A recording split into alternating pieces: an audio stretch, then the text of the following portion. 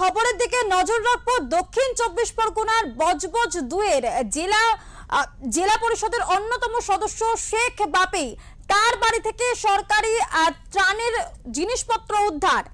দক্ষিণ 24 পরগনা জেলার বজবজ 2-এর জেলা পরিষদের অন্যতম সদস্য শেখ বাপির বাড়ি থেকে উদ্ধার অসংখ্য সরকারি ত্রিপল।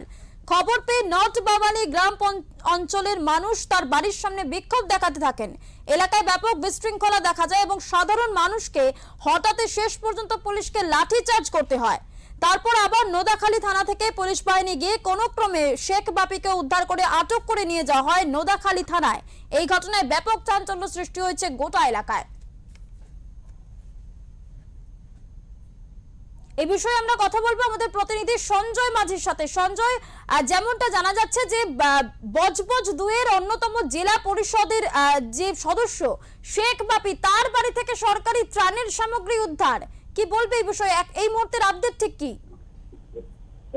গতকাল টানটান উত্তেজনা, গতকাল রাত থেকে একটা বজবজ 2 নম্বর ব্লকের শেখ বাপি, যে জেলা পরিষদের 2 ওয়ার্ড সদস্য, অন্যতম সদস্য, তাকে বলা হয় যে বাপি বিরুদ্ধে একাধিক দুর্নীতি এবং বিপুল পরিমাণ সম্পত্তি এবং সাধারণ মানুষকে যে বিভিন্ন প্রকল্প দ্বারা বঞ্চিত রাখা, এই প্রকল্প নিয়ে বিজেপি কর্মী সমর্থনে গতকাল রাতেই তার বাড়িতে চড়াও হয়।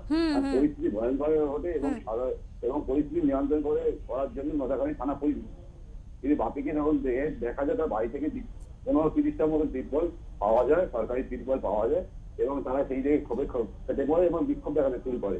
এবং বাপির বিরুদ্ধে সাধারণ মানুষের জনরোষ এতটাই বেশি ছিল যে পুলিশকে বাপিকে গ্রেপ্তার করে নিয়ে যেতে গেলে যথেষ্ট বিস্তৃতি হয় এবং তৎকালীন এবং তারপর তাদের আধা সামরিক বাহিনীকে পর্যন্ত মোতায়েন করতে হয় এবং তারই পাশাপাশি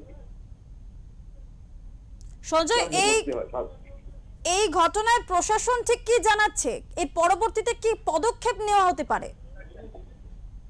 এবং যেহেতু প্রশাসনের পক্ষ থেকে জানা যাচ্ছে যে তার বাড়ি থেকে যেহেতু সরকারি ত্রাণের ত্রিপল পাওয়া গেছে এবং যেহেতু বজবজ 2 নম্বরের একাধিক দুর্নীতি অভিযোগ, যখন রাতে পালাবদলের সঙ্গে তৃণমূলের যে প্রথম সারির নেতা বলা যায়, তাদের বলা যায় শেখ বাপি দক্ষিণ বাংলাদেশে একদম প্রভাবশালী একজন নেতা ছিলেন এবং তার পরিপ্রেক্ষিতে এবার একাধিক দুর্নীতির সঙ্গে যুক্ত বলে সাধারণ মানুষের অভিযোগ এবং তার নিরাপত্তার কথা ভেবে তাকে কিন্তু নোদাখালী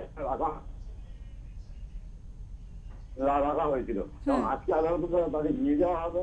আপাতত আদালতে নিয়ে যাবে এবং পুলিশ তাকে তদন্তে রিমান্ডে আবেদন করবেন। ধন্যবাদ সঞ্জয় তোমাকে।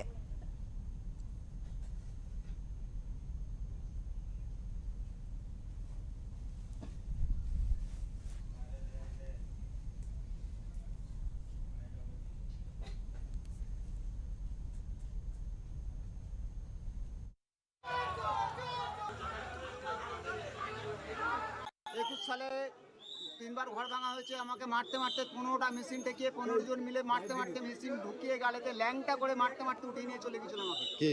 বাপি শেখ। আর কে? বাপি শেখের সাথে আরো সংগমাইনের সব ছিল। বন্ধ হয়ে গেল।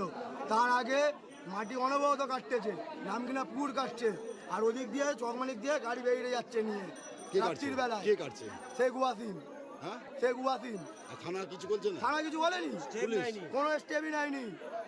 আমরা 2021 সালের পর থেকে প্রচুর টর্চারিং করেছে।